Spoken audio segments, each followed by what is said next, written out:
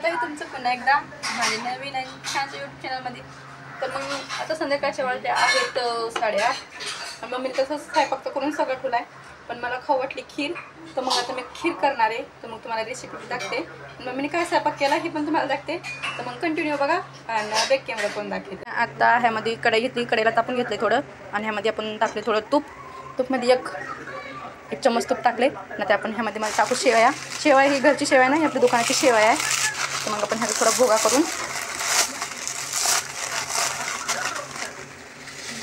काही ही पण शेवया अशी आपण थोडं पण ती केलं ना जास्त ही असते तरी पण ही घट होती आणि जी आपली घरची असते ना ती एकदम मोकळी होती. पण ह्याची खीर करायची, खीर पण ह्याची चांगली लागते. आपलं अर्धच पॅकेट करायचं आहे. आता आपण ह्याला भाजून घेऊ. भाजून तर मध्ये आधीच दुकानावरून भाजलेली आलेली आहे, पण असं थोडं तूप टाकून असं थोडं भाजून घेऊ. जास्त पण भाजायची गरज नाही आहे ह्याला. पण असं तुपामध्ये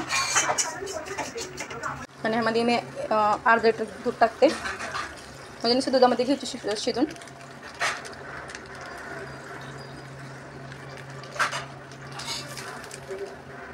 ह्यामध्ये टाकू 1 वाटी साखर, जशी आपल्याला लागेल तशी. जास्त पण गोड खाऊ वाटत नाही.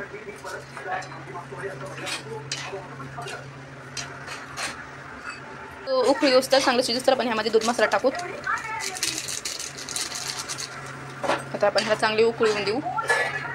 हे बघा कसं असं पिवळं कलर आलं आहे. पण हे दूध मसाला काय ह्यामध्ये पण टाकणं अशी चव लागते खायला पण. मग आम्ही सगळे बसलो जेवायसाठी आणि मम्मीने आज काय केलं आहे तुम्ही आम्ही दाखवते एक टाकून. तर मग सगळेजण बसलेत जेवायसाठी. इथं बघा आमचा यश पण बसला आहे आणि टी व्ही चालू आहे इकडं. हे सगळं घेतलं आहे वाढायला त्याला. आणि आज मम्मीने केले आहे भाफले. बाकी मम्मी जी दिवशी मी आलते ती दिवशी मम्मीने बाटी केली ती, पण आज केलेत भाफले. तर मग या पण तुम्ही खायला. हे पहा अशी एकदम मऊ लसलसीत बाटी झाली आहे. बाटी नाही माझी भाफले इथं. मग तुम्ही विचार करत असताना ही आहे पिठाचे गोळे. तर ही पिठाचे गोळे नाही तर मग ही मस्त लागते बाटी खायला. तर मग ह्याला काय करायचं, असं घ्यायचं बाटी, तसं बारीक चुरायचं आणि खायचं. तुम्ही एकदा ट्राय करून पण पहा आणि खाऊन बघा, मस्त लागते.